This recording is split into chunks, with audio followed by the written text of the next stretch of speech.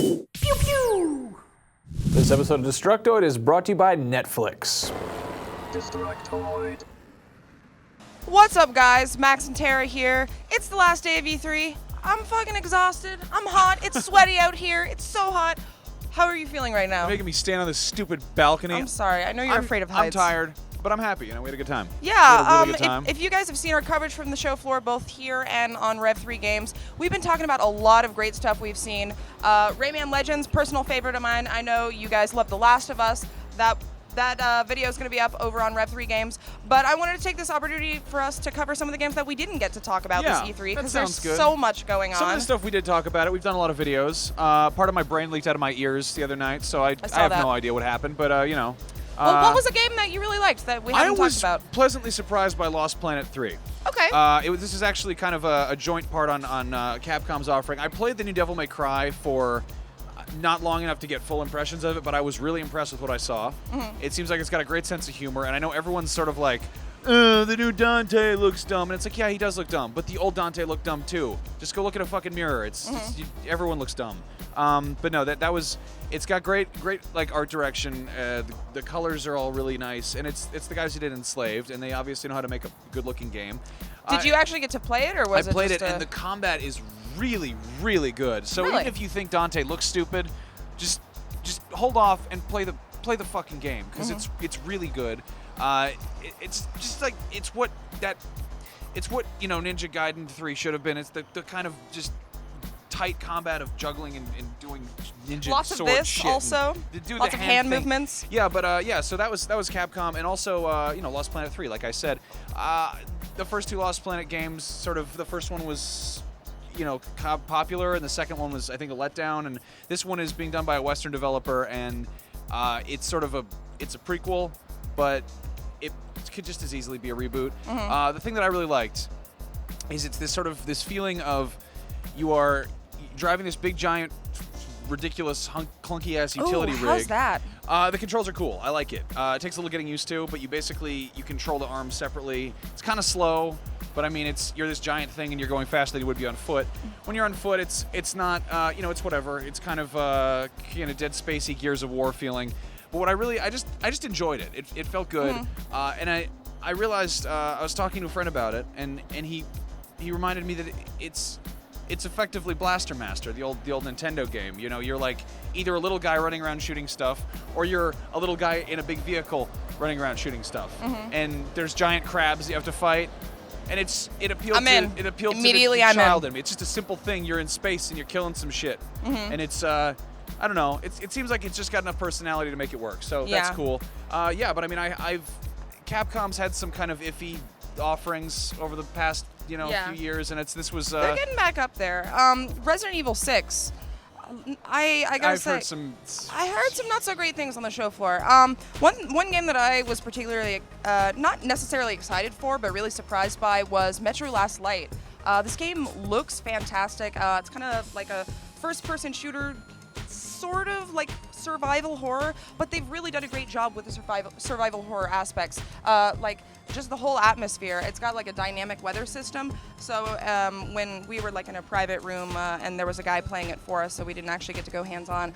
But you like emerge out of the metro station and you're in this it's like Fallout, but so much more detailed and depressing, and like it's set in like post-war Russia, like you can imagine what that looks like. And there's like crows flying throughout the air, like a huge storm rolls in and just starts like raining thunder and lightning. It's freaking amazing. I've heard the first one was absolutely terrifying. Yeah, it's legit scary. It's like one of those bugs, games where like because you're wearing like a gas mask. Spiders will just crawl across it, while you're playing, and your character squashes them and then has to wipe them away. Nope. I'm nope the fucking out of that one. You would I'm not shit playing your pants immediately. That game looks really cool. You gave me the gas mask they gave you.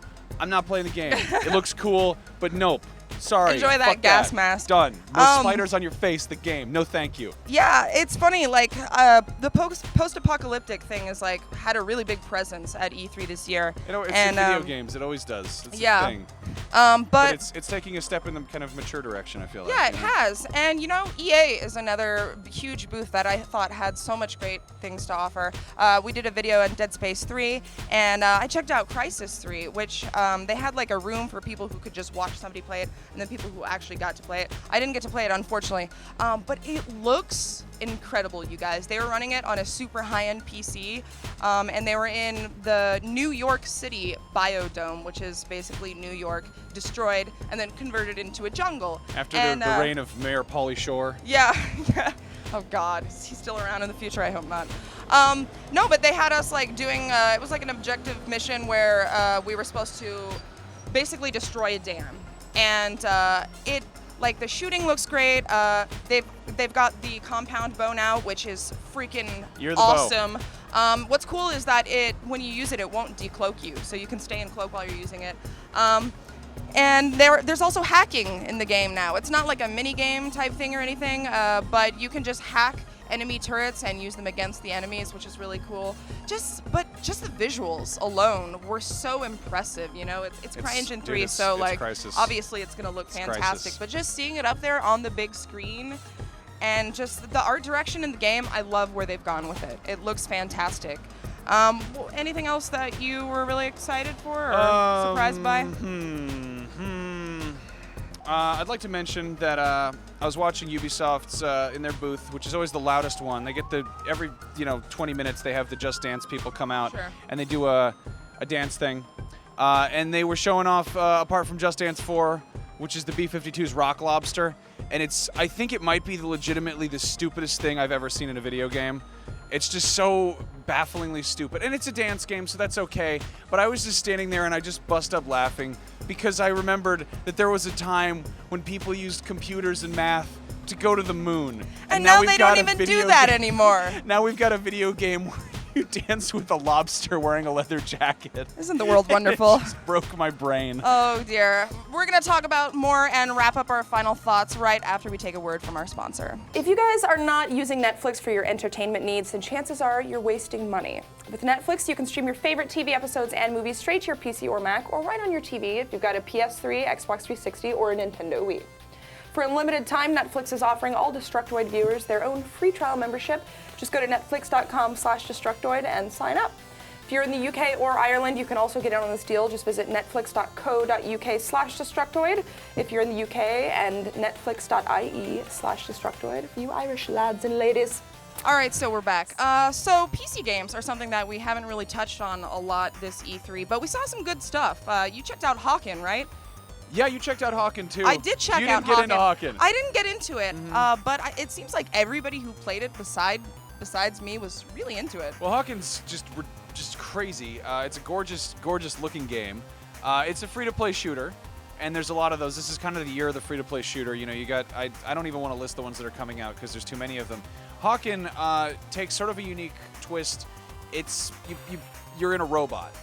And of course, there's also MechWarrior Online, which is also a gorgeous free-to-play shooter where you're in a robot. But that's MechWarrior, and it's kind of slow. Hawkin is like fast, and it's there's so much shit on your screen that it's kind of almost refreshing in how overwhelming it is. Yeah. There's battleships. Everything looks like it's made out of the Death Star trench. Just like it's like everything is like just pipes and gauges and dials and just. And you can like fly through the air. Yeah, it's nuts. It's pretty cool. I mean, it's got a great kind of color scheme. I mean, it's weird when games are all kind of gray, and this is sort of grayish, but it's also got this weird kind of greenish haze, which I don't know. I haven't seen it in a game before, so I dug it. What I love is that when you are playing at a PC, you are hooked up to a very powerful machine, and for some reason there's sort of a disconnect. When you're playing as a first-person shooter where you're like, I'm hooked up to this big, powerful machine, which is simulating me playing as a human being holding a gun. It's like, you are a human being. You could go play paintball if you like to run around and shoot things. This is like, what if your computer was a giant robot? You are controlling a big machine, and it's like, there's some kind of it's a refreshing thing. And at the same time, the whole sort of free-to-play model where you're like buying scopes and modifications and sort of, perks and things like that. That would be like buying like aftermarket parts for your big fucking stupid robot. Yeah. And big fucking stupid robots are the jam. So they are. While we're talking about this, I feel we should also mention PlanetSide 2, which is an amazing Nerf guns game. in space, everybody. Yeah. We got into the beta server for that. It looks great. Like, it's been almost a decade since the last one. They've been working on this one for a while. I think it's totally free to play. And they say there's not going to be any kind of like pay-to-win microtransactions. I mean, there will be microtransactions and stuff. No, they don't. But No I think one's doing the pay-to-win thing. I think it'll be a pretty honest model.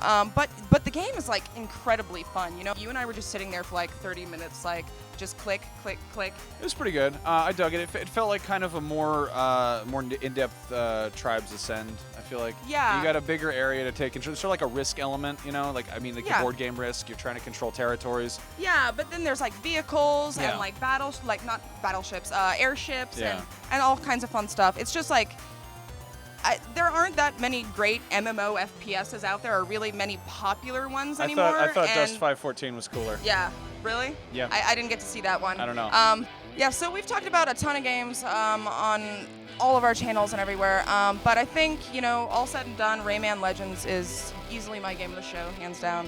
So fantastic. I can't rave about it enough. We've got a separate video up on Rev3 Games for that. What was your game of the show? It's just the more I think about it, the more I want to say Far Cry 3. Yeah. It's colorful, it's sexy, it's stupid, it's gorgeous, it's got some guns in it, but it's also got some jellyfish. Yeah. I don't know. Jellyfish, can't go wrong with that. It's exactly what I expected it would be, and that's okay. It's what it looks like, and I'm excited to play it when it comes out. So Tara and I, along with Anthony Carboni, we all got together and we decided to go over the games that we all saw, and then we made the ones that we liked, and we picked one that is our all-time ultimate favorite game of the E3 that we did this year. That's in a separate video. You should go watch that. Yeah. And, it's not one of the games we talked about today. It's just secret a hint. game It's a that you secret don't know game. about. Yeah, that's over on our Rev3 Games channel, youtube.com/Rev3Games. We've got tons of E3 videos both here on this channel and on that channel, so just if you missed out, just go watch them because we had fun and we made the videos and I'm tired, and please watch them. And we'll see you back in the studio on Wednesday.